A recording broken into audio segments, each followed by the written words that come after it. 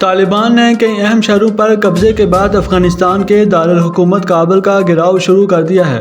Report کے مطابق افغان حکومت کابل تک محدود ہو کر رہ گئی ہے۔ گزشتہ روز طالبان نے ازبک سرحد کے قریب آخری بڑے شہر مزار شریف پر بھی قبضہ کر لیا تھا، جبکہ جلال آباد بھی طالبان کے کنٹرول میں جا چکا ہے۔ طالبان اپنے پہلے دور میں بھی مزار شریف پر قابض نہیں ہو سکے تھے۔ طالبان اب تک 34 میں سے 25 صوبائی دارالحکومتوں پر قبضہ کر چکے ہیں۔ برطانوی میڈیا کے مطابق گزشتہ روز کابل کئی گھنٹوں تک تاریکی میں ڈوبا رہا، لیکن اس کی کوئی وجہ سامنے نہ آ سکی۔ طالبان نے دارالحکومت کابل کو گھیرنا شروع کر دیا ہے اور شہر سے نکلنے کا واحد راستہ کابل ایئرپورٹ رہ گیا ہے، جہاں لمبی قطاریں لگی ہوئی ہیں اور بڑی مشکل سے پروازوں کے ٹکٹ مل رہے ہیں۔ ادھر امریکہ نے اپنے سفارتی عملے کو بحفاظت نکالنے کے لیے فوجی دستے کابل بھیج دیے ہیں، جبکہ امریکی صدر جو بائیڈن نے امریکی عملے کے بحفاظت انخلاء کے لیے فوجیوں کی تعداد کو 3000 سے بڑھا کر 5000 کر دیا ہے۔ امریکی صدر نے طالبان کو خبردار بھی کیا ہے کہ وہ انخلاء کے مشن پر مامور اہلکاروں کو نقصان پہنچانے سے باز رہیں۔ افغانستان سے فوجی انخلاء کے فیصلے کا دفاع کرتے ہوئے جو بائیڈن نے کہا ہے کہ 4 امریکی صدور کے دور میں ہماری فوج افغانستان میں موجود رہی، لیکن اب وہ اس جنگ کو 5ویں صدر تک منتقل نہیں ہونے دیں گے۔